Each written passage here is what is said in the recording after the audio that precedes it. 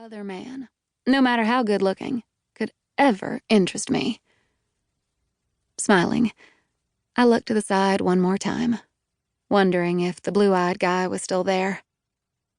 I wasn't sure why I was so relieved that he was gone. My brother Gage had insisted on a small wedding ceremony. Only a handful of people had been allowed inside the tiny Houston chapel, which had once been used by Spanish settlers in the 1700s. The service had been short and beautiful, the air suffused with a hushed tenderness you could feel down to the soles of your feet.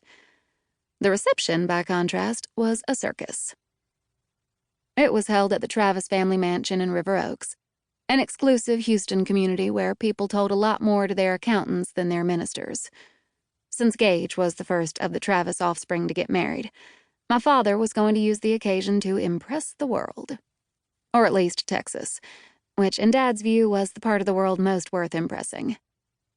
Like many Texans, my father firmly believed if our state hadn't been annexed back in 1845, we probably would have ended up in charge of North America. So in light of the family reputation, and the fact that the eyes of Texas would be upon us, Dad had hired a renowned wedding planner and given her a 4-word instruction. The checkbook is open. As all creation knew, it was a big checkbook. My father, Churchill Travis, was a famous market wizard, having created an international energy index fund that had nearly doubled in its first decade. The index included oil and gas producers, pipelines, alternative energy sources, and coal, represented by 15 countries. While I was growing up, I never saw much of Dad. He was always in some far-off place like Singapore, New Zealand, or Japan.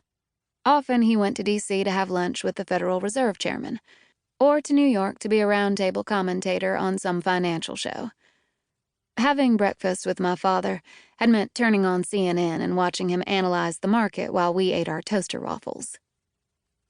With his full-bodied voice and outsized personality, Dad had always seemed big to me. It was only in my teens that I came to realize he was a physically small man, a bantam who ruled the yard. He had contempt for softness, and he worried that his 4 children, Gage, Jack, Joe, and me, were being spoiled. So when he was around, he took it upon himself to give us doses of reality, like spoonfuls of bitter medicine. When my mother, Ava, was still alive, she was an annual co-chair of the Texas Book Festival and went for smoke breaks with Kinky Friedman. She was glamorous and had the best legs of any woman in River Oaks and gave the best dinner parties. As they said in those days, she was as fine as Dr. Pepper on tap. After meeting her, men would tell Dad what a lucky bastard he was, and that pleased him to no end.